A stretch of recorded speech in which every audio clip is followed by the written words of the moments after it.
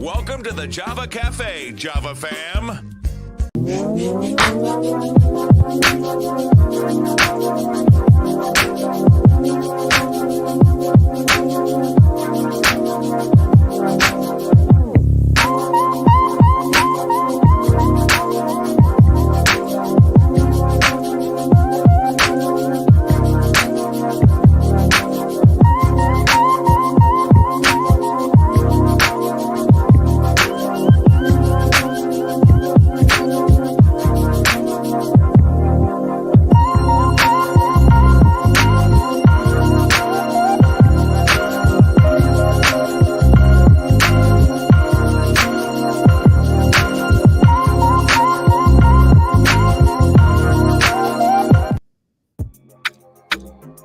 Good morning.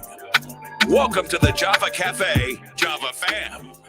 Good morning, everybody. Good morning. Good morning. Today is Wednesday, March 22nd, 2023, and you are in the Java Cafe for We Need to Know Wednesdays with Woo.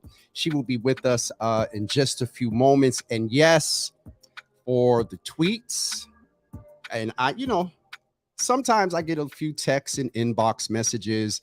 Make sure you ask the mayor and whatnot. But all today, emails, random people whose name I don't know who they are. I just got an email. Would you please? I don't know if they're press or whatever, but the mayor will be with us. Yes, we're going to check in about the issues. We're going to do something a little bit different today. We're going to switch roles. As many of you know, we're celebrating 3 years of Java with Jimmy on this Saturday at 7 p.m.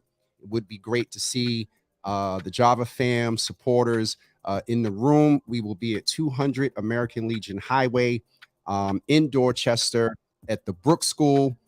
The mayor is on her way. I just seen the staff pop in. But we're going to get together this Saturday at 7 p.m. And I would like to see you there. But in the spirit of celebrating this week, we can celebrate and still, and I just had a thought there. We can celebrate and still acknowledge that we have work to do. And if we can do this here in the Java Cafe, certainly our elected officials on the other side of 5 and at the state house, state reps, state senators, they can celebrate, post pictures, be in community, and still let us know what it is that they are doing, working with the mayor, of course, and this is no cap, but across the board, where are our elected officials when it comes to issues of violence and mass and cast and things like that? Away just from the mayor. Yes, she's the chief executive officer, but there are a lot more people that we elected to represent us and to talk about our issues. So with that being said, as the mayor is on her way, let's go in the Java Cafe and see who is in this morning while I have a few moments to check in. My nephew was in the room. Good morning, nephew. Good to see you in the room this morning. Hopefully you can come through and, help your uncle out on Saturday. But I'm proud of this guy. He's a father and an entrepreneur, producer, and just does a whole lot. So, and that's his brand right there, Nonchalant. I won't tell you about the trip part, but love you, nephew. Good morning to my sister, Nikki. Good to see you in the room this morning. Let's go back up. Pastor Marion says, it's hump day. Great Wednesday morning. Teresa, Miss T, rather, good morning to you. Good to see you in the room. Sharon Cornelius, good morning. Good to see you in the room as well. Mama Java, good morning to you. Good to see you in the room. Sister Debbie, good morning. Good to see you in the room this morning as well. Opal, good morning to you. Glad to see you here this morning. Also, Auntie Java, good to see you in the room, and to the citizens of Java Land and Java Nation, crack me up. It is definitely funny. Anne Marie, good morning. Good to see you in the room this morning. It's been a minute. Please give my sis my best. And I think I got everybody that is in this morning. Paul. So let me tell you all what Paula Kelly did. I woke up this morning and had a notification that, and the mayor just popped in, so we're going to give her a second to get settled. Paula tagged me and D-Nice, the DJ from Club Quarantine, and was like, both of y'all got us through the pandemic, and it would be great if you would let Java with Jimmy interview you. What? So I posted it. Mayor, I don't know if D Nice is going to wind up popping in with us, but let's go ahead and bring in our mayor this morning. Good morning. He didn't ask for the link, so I don't know if he's going to pop in, but trying to see, if we can get D Nice to pop in. Good morning to you in the room this morning. Good morning. How are you doing? I'm great. How are you? I am I'm good. I and I'm transparent. Every once in a while when you come on, I'll get some texts and inboxes. Hey, da da da da. Oh, but today it's just very, very interesting today. But good morning to you. We are going to kind of switch roles a little bit, but we do want to check in for the purpose of We Need to Know Wednesdays with Woo, just check in with you around a couple of issues. And so what I'd like to do, Mayor, is talk about maybe the issues first, and then go into some things and provide balance, because there are issues. There are always going to be issues. But then there are some things that the administration and that you were doing to sort of, combat some of the things. And so let's at first talk about one thing. And I think we need to educate the community, because with the availability of social media, and shout out to the brother that keeps us informed about law enforcement and things that are going on, Stacko on over on Twitter. But with some of the things he's reporting lately, there has been this increase and prevalence of, and what's floating around on social media is dead bodies popping up. And the way that it is framed, and the amount of characters you can put in Twitter, it is very alarming, because a lot of the presumption is this is all 100% potentially associated with issues of mass incass and fentanyl. And so I think it's important that and I just set some level around that. It is not all related, but that is an issue. It could be a majority. And so can you just answer for the community and give them an update in reference to this prevalence of dead bodies? I hate the vernacular, reporting of dead bodies. Yeah. And I think, Stakos does such an important job. I'll find myself sometimes, if I hear sirens on, go and check Stakos first, because they'll have it sometimes before I get the notification from BPD even. And Stakos is on it. Yep. And it's a huge service for the entire community, because I think sometimes at least knowing a little bit about what is actually happening helps to make sure we're talking about the same thing and worried about facts, as opposed to, the whole universe of what it actually could be. Yes. Sometimes there's a little bit of, what gets said out on the radio and therefore gets out there in social media right away. Sometimes it's not always what ends up being confirmed when our officers get there. And sometimes it can seem like it's something, but it's actually something different. So, I'm not going to try to pretend like the number of, responses for finding someone who's passed is normal or acceptable, or, I don't want to downplay the experiences of each and every family and community that represents as well.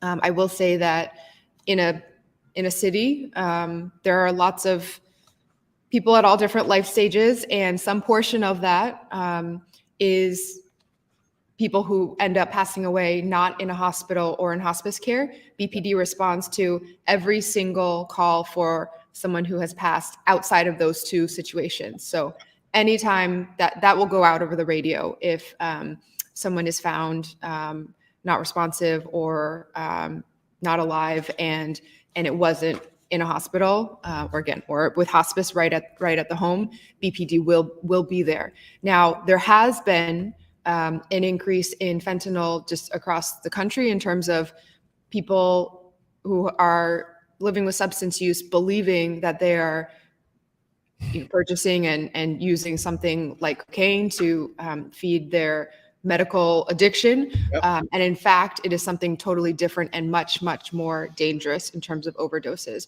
We did see, even on one particular set of days in Boston, a lot of calls for EMS and overdose services because of this particular issue. So, there's a lot of work to do.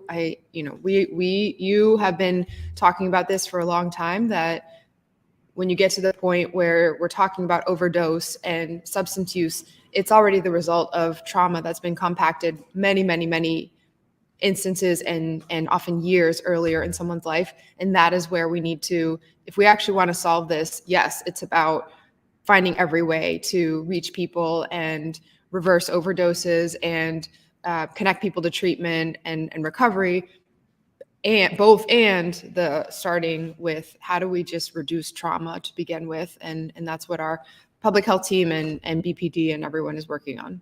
Absolutely. And thank you. And as you do around issues, and we'll touch a little bit on violence as well, numbers are increasing, and you gave the clarity around that, but not taking away from the experience that families are still and the community is left with, also with the level of concern. And fentanyl right now is it's not right now, it's been, but just the prevalence of the incidents, and also want to acknowledge that there's a concern for our young people. Another incident of edibles, you know what I mean? And let's just say, since there's so many people tuned in because the mayor's on today, parents, be sure that you putting your stuff up, because the likeliness of them buying it off the street, is kind of low, possible, but let's just put that out there as well. And God forbid that, these young people get a hold of something like that. That's a whole different case. The other thing, one of the most popular things I've been checking in about was that around fentanyl and folks that are losing their bodies and losing their lives. Because I'm trying to stay away from those two words. Another reason that folks are succumbing to demise is through the issues of violence. And I know that is something that we're working on together with Brother Donnell and Ramilda, as well as Brother Randy. But where are we with violence? I know there's a new community safety person, Dr. Yablo. Can you give just a quick update on that? And then after that, the show is yours. I'm excited for that part. And I want to thank you for being an advisor and helping to connect all of us to resources for folks who've been doing this a long time in community. We want to be building on that foundation. Isaac Yablo, our new senior advisor for community safety, brings a real focus on how do we look at what's actually working, as opposed to trying to do the same things over and over again, or trying to somehow draw more attention. He always starts with, where are we specifically focusing because of the data? And so we've done a bunch of deep dives into that data with BPD, with community members, and BPD, in fact, is actually now, Commissioner Cox has launched a series of what they're calling community comp stat conversations. They review all those numbers, how public safety is trending from the beginning of the year until wherever we are in the year in that same period, compared to that same chunk last year and years before. They do that internally to help you make sure traffic police precincts are on the same page and all the units are on the same page. But now the commissioner wanted to take that out into community. So I know they started with C11 and are good at getting around to each and every one of the districts. So that'll be another chance to just check in real time and where there's still a lot to do, but get grounded in the data. As the commissioner says all the time, we are one of the, numbers wise, statistically, we are one of the safest cities anywhere. And we are also in a period in Boston's history where crime is at basically an all-time low. However, it's in some ways even more important than what the quote unquote data says is how people feel, and where this is happening and what the response is, and whether people feel like they are actually seeing progress or just having more, again, trauma compounded on trauma. So we're in deep now in planning for the summer safety plan, and really it's kind of the weather now. We've had some dips here and there, but it's been, I don't want to jinx, I guess you could still have snow, but it's been really warm this start of the year until now. And that has impacts too, in terms of how much people are out and about interacting with each other, coming into different situations. And so where we used to have like, okay, summer is a particular time of year that means a particular thing, and people all being out together. The way that our year is going now, there really hasn't been like a cold period of time where people are all inside, all doing their own thing. And so we're seeing much more of we need year-round services for many reasons, not just weather, but for our young people to be connected. We're finding that even when people are physically apart, there are things like social media or different videos or music videos that are sometimes sparking conflict. And so how do we give young people through our school system and programming the opportunities to have a great career pathway they're stepping into, to have the skills to process emotions and be able to give them the tools to de-escalate situations that any teenagers are naturally coming into. But how do we make sure that we're protecting Boston in this moment where firearm access is off the charts across the country? And so conflicts that were just, what two kids, even when we were growing up, would have settled with fists are now turning into something much more permanently impacting families' lives. And so it's all those at the same time. And we're also at the same time joining a kind of program. I believe in trying to grab learnings from wherever we can, including other cities, or including having people kind of bring fresh eyes to look at us. So at the same time that we're engaging with our local residents and folks who've been doing this here for many, many, many years, we're joining a cohort of a few cities across the country that are really saying we are focused on holding ourselves accountable to eliminating homicides and violence in the city.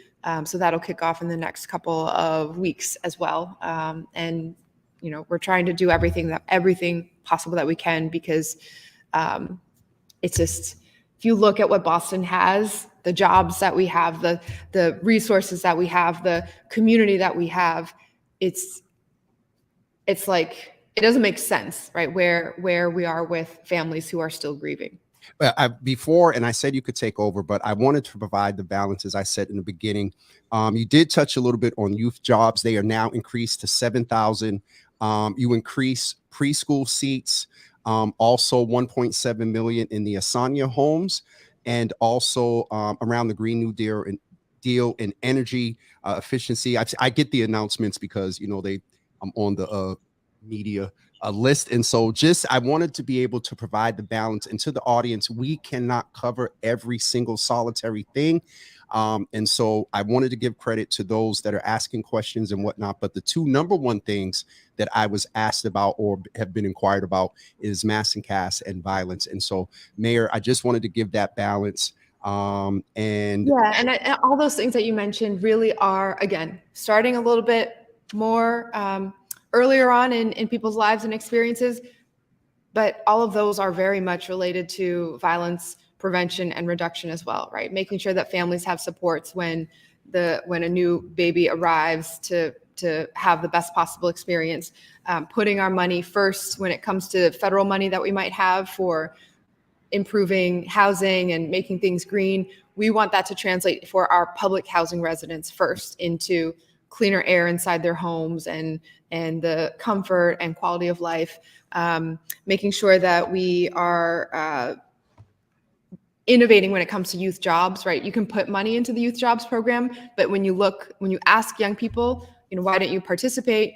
Either the application process is too crazy, and we've been trying to really make that as easy as possible, or the types of jobs that we're actually offering. Not every young person wants to be with the Parks Department in the city. They want to go work at Vertex. They want to go shadow and intern in a company that represents their future as well. So we've been really pushing to increase the jobs by shifting it more into some of those kind of private sector jobs, pushing on our companies to partner with us. Absolutely. Mayor, is it my turn now? Yes.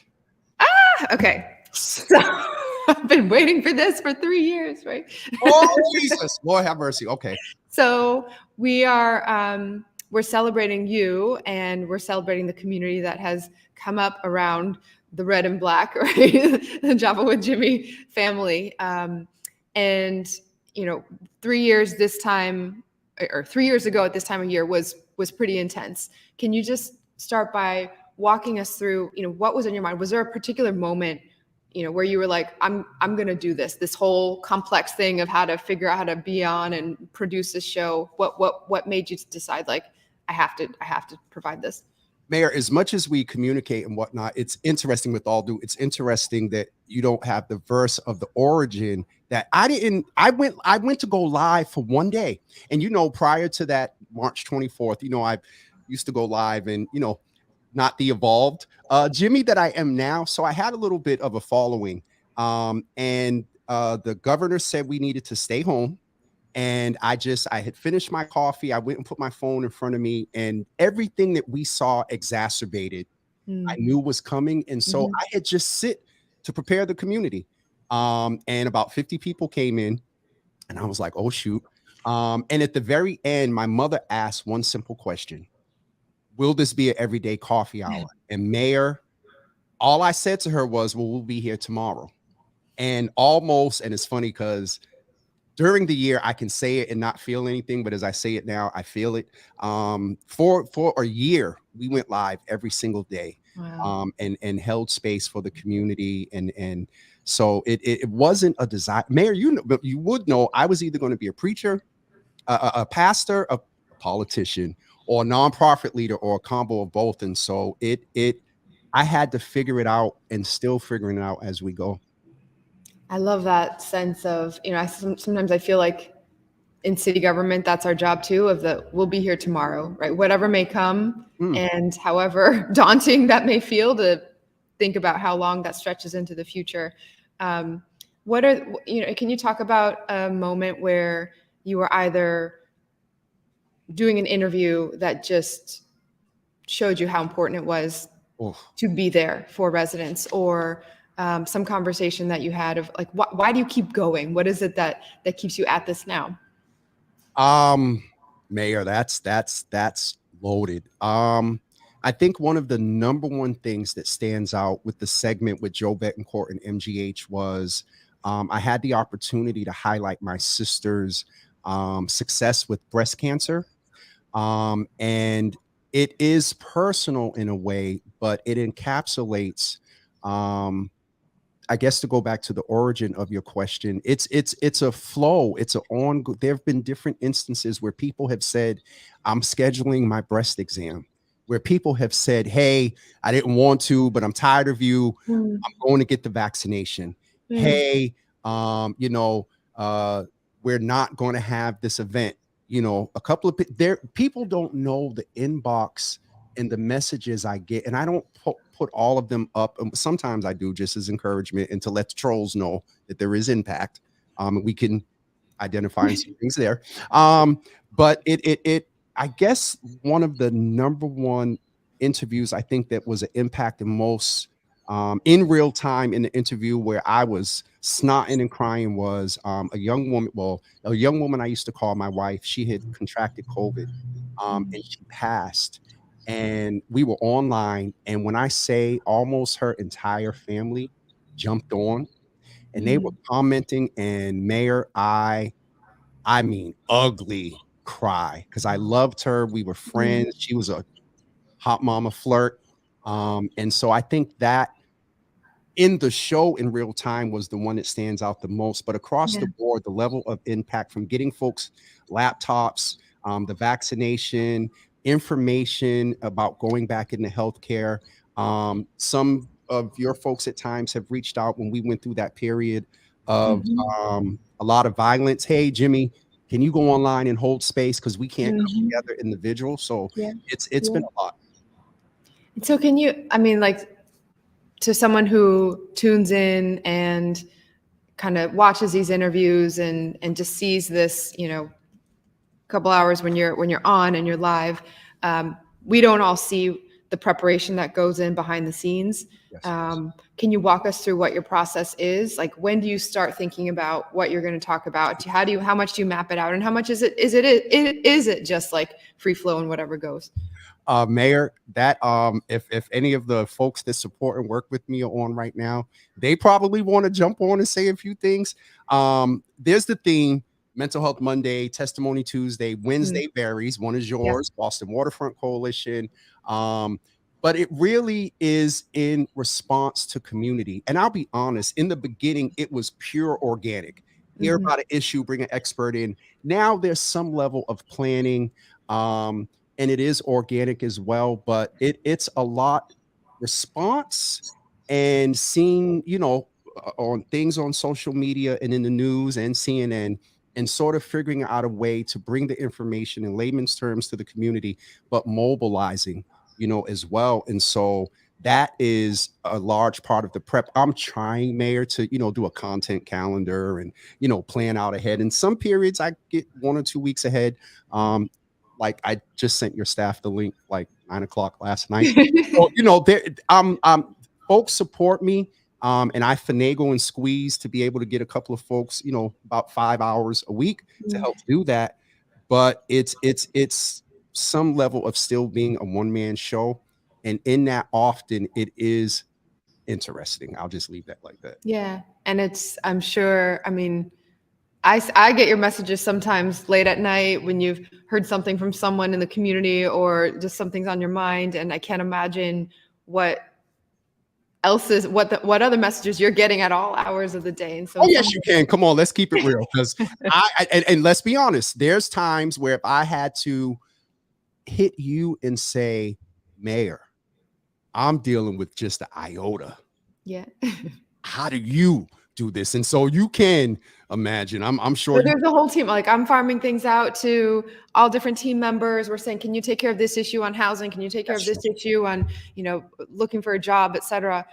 You really have become this kind of, again, you have your team with you, but in some ways you've been the face of like a one-stop shop for, if I need information, if I'm a community member, I need information, here's someone who will get me to where I need to go. That's a lot of, meaningful work, I can say, as someone who experiences it, but it's a lot of pressure. It's a lot of responsibility too. And do you think that, has it seemed like as you've gone on, that the volume of that has increased as the level of need has gone up and people are finding you? Or is it feeling like we're making progress since the pandemic? Mayor, now I know how it feels when I present somebody with a 8-point question. It's so, I will be honest, that the access, for example, the inboxes and whatnot around you coming on today, that happens. But when you talk about the pressure and just getting it oftentimes, Mayor, is a lot. There was, and I think the reason, and I get this, Conan often says, your credible voice in the community. Because there was the work beforehand. That's right. And so this is a culmination sort of all of that through tech and relationships and working in medicine made me apt. So to answer your question, the volume has increased. And often, Mayor, it's I can't unsee stuff. And a lot of times it comes from those that I'm associated with on social media. So I see an inbox or something, I'll open it unless it's a link. And I'm like, is this real? Because I don't want to get hacked. But it is hard at times because you want to be all things to all people, and balanced with the struggle. And I know you deal with this being a mom mayor, along with Mayor Janey, who was as well, is you want to be there and you want to answer everything and you want to do everything. But we're going to have to own the little bit of pride that's in that tells us if we don't, it won't get done. And you do have I have a little bit of the pleasure of farming out too, because I'll text you or Bree or someone and say, hey, this is going on. Can you address that? But it is often stressful because I have to balance being a community driven platform with what I was getting to was self-care and protecting my peace. And Mayor, that's been interesting because you don't want to come off as you think you're wonderful and it's not a priority. And so the access the amount has increased. But I've tried to do better at getting people, here's the information rather than doing it. You know what I mean? Because that also empowers people. Yeah. Well, let's stay on self-care for a second, because I think we all need to be absorbing as many tips and best practices on this wherever possible. Yep. Where do you go, or what do you do to just find the space to unwind or be yourself fully? You said where. Now, you know where Little sunshine.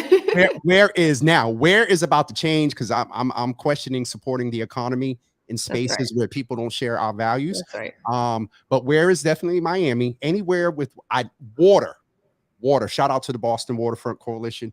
Anything with water is good for me. Warm weather, of course. I'm a foodie. I love seafood, any ahi, tacos, tuna tartare, sushi, anything like that. That is self-care. But Mayor, another thing is I made an investment in bedding. I have a Tempur-Pedic. It's a little hard and it wasn't comfortable. And so I got a pillow top and I invested in what I call hotel pillows. Sleep hygiene is important. Nutrition is important. Taking time away is important. I share with you often when I get those little notifications of the schedule and it says no public events, you know what my assumption is. The mayor's taking some time with her family and her children, but it is the big things of traveling, but it is also, I guess what I said a few minutes ago, of protecting my peace, plan, not with the show, but as much as possible, trying to plan ahead to avoid anxiety, last minute stuff. And then also this other thing that I learned is integration. And I think you can appreciate this.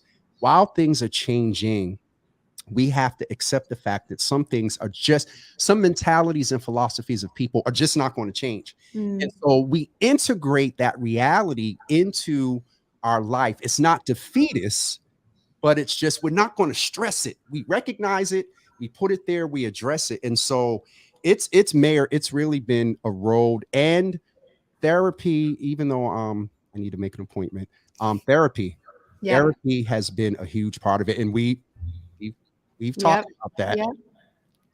Well, I'll just say for a little bit of time on the sleep side, for a little bit of time, I had one of those like things you wear when you go to sleep to track how much, and then you realize how much sleep you lose. You know, you think you need 8 hours or how much 7, whatever it is. And if you go to bed at this time, you wake up at this time, it adds up to 7 hours. That's what you get. But you lose a lot of it in the middle, especially, I guess, if you don't have hotel pillows and stuff like that. So really planning that in. And I think, one thing that I have and the team have been helping to grant me is I had the sense of like, okay, if I just have one day a week where I'm, free of public events, I can breathe, or I can this or that, or if I just, even if I have one event in the middle, then if the whole rest of the day is okay, then it's still 8 hours of free time, right? And one event in the middle or something.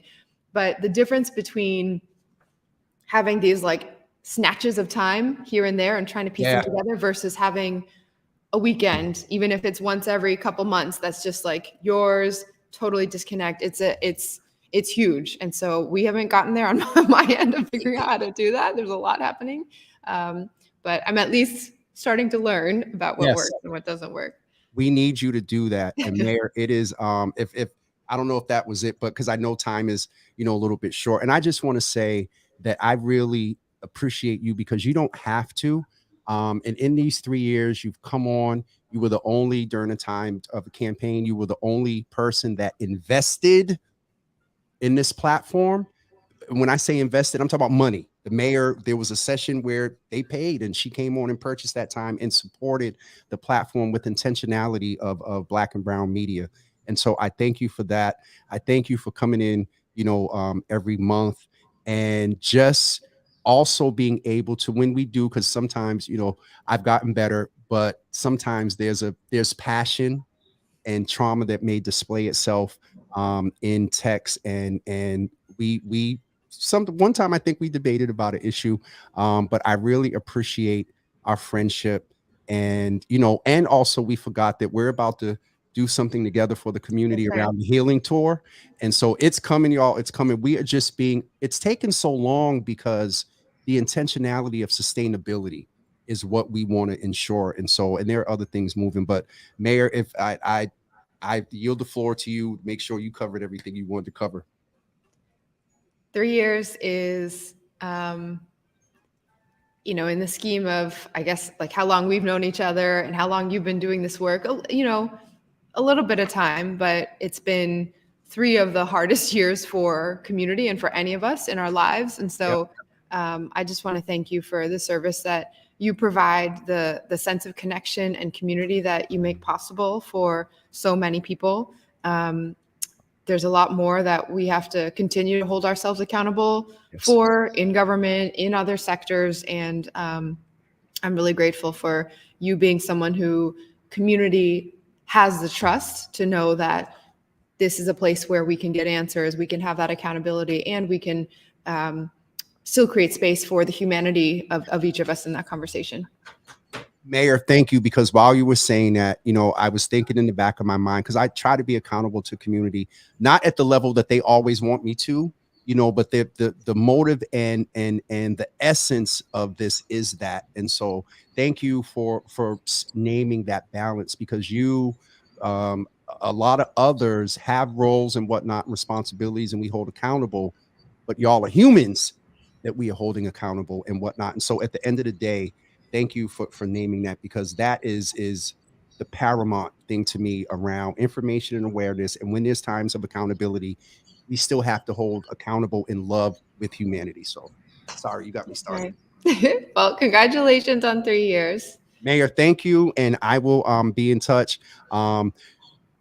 You did something last year that, you know, was interesting, but if you can swing by, swing by. But if not, I perfectly understand. And Brianna and Chief Millar and other folks have it covered. But thank you so much. And Michael and everybody, and Jess and Brianna and all, Phyllis, Phil, all of those there. Thank you for making this happen and supporting this. And Mayor, I'll be in touch. Thank you so much. All right. Love to you and everyone at the cafe. Thank you. Yeah.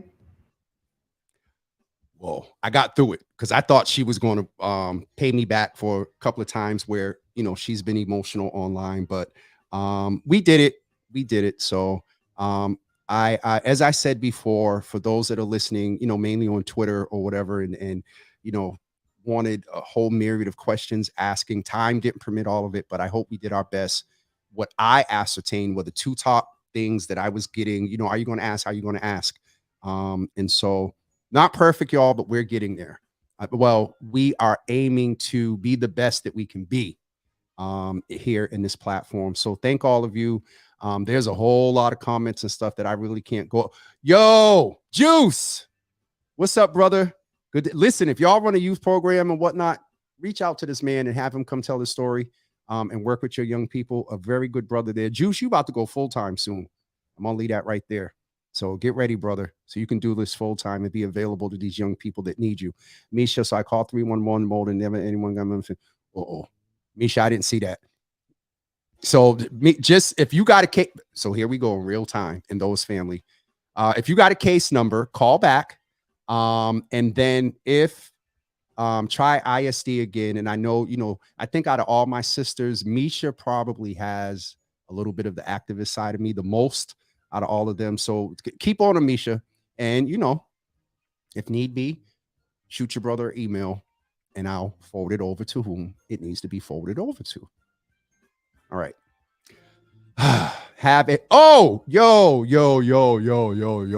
For y'all that don't know, anyone that moves in Boston and media and just the real Boston media is in the room, y'all.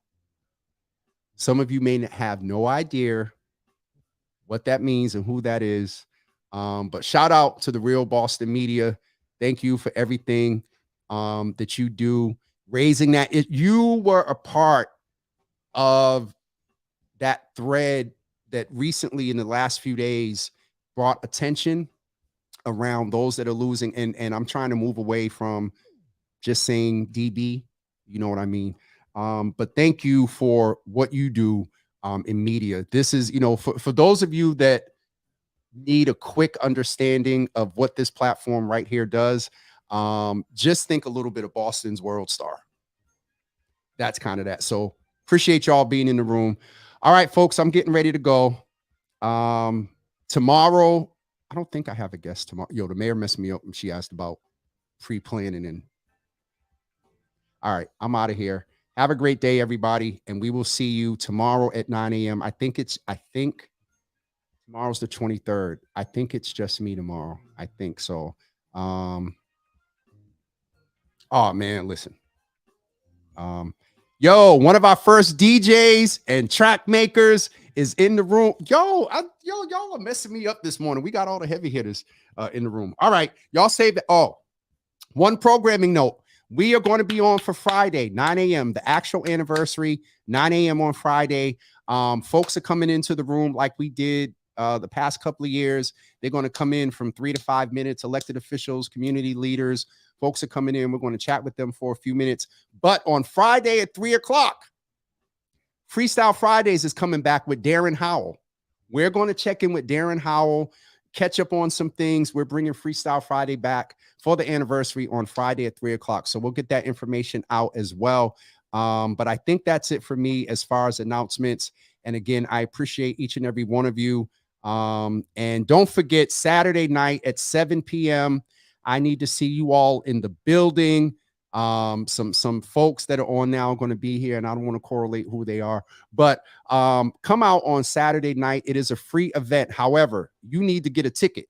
I need to know numbers around food. Now, I'm not giving you no 4-course dinner. We're going to have refreshments, charcuterie, some chicken wings, some salad, some rice and peas, and some beverages as well. So I need to know numbers. So please make sure you go and register jwj.info/3 years, all lowercase. Also wanted to let you know DJ Newt is going to be in the building, and we're going to do a little interview.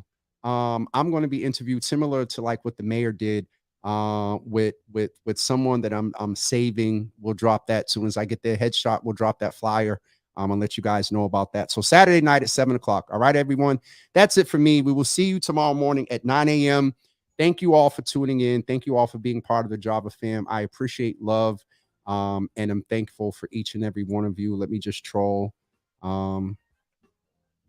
Yes, rice and peas. Rice, what did I say? Rice and beans, rice and peas, one of them, something. All right. I'm out of here. Look at Sharon. As soon as I say Darren Howell, she say drive Boston. All right, guys, I'm going because I got to get out of here. Love you too, Ma. And we'll see y'all tomorrow at 9 a.m. Peace.